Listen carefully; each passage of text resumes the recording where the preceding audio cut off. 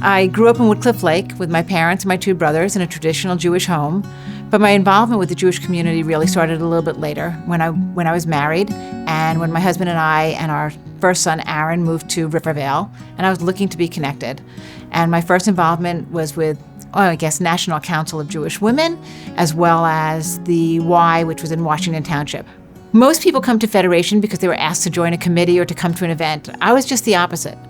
I basically came to Federation and asked what I could do and was welcomed with open arms. There was a group of women who really made me feel at home, gave me a place, and gave me jobs to do that really felt worthwhile. And it felt great. It felt great to be part of that.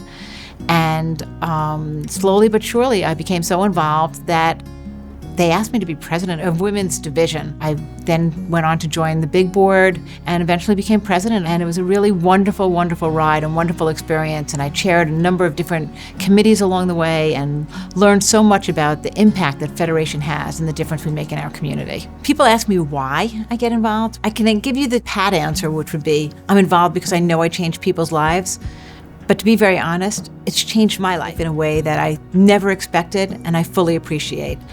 The friends who I am friends with now are all through all of these organizations, especially Federation. The life that I live and the values that I've been able to pass on to my children and to our family are because of what I've learned. But the real why is what it does for our community. And it's not just our community here in Jersey. It's our community around the world, the Jewish community.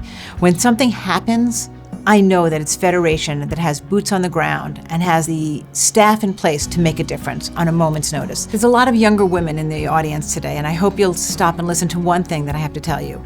Get involved. You'll never regret it, and it's going to make all the difference. Don't be afraid to say yes when someone asks you to be on a committee or to help with an event or to help with a project, because trust me, it's going to make all the difference in your life and how you feel about yourself and the impact you have throughout our community.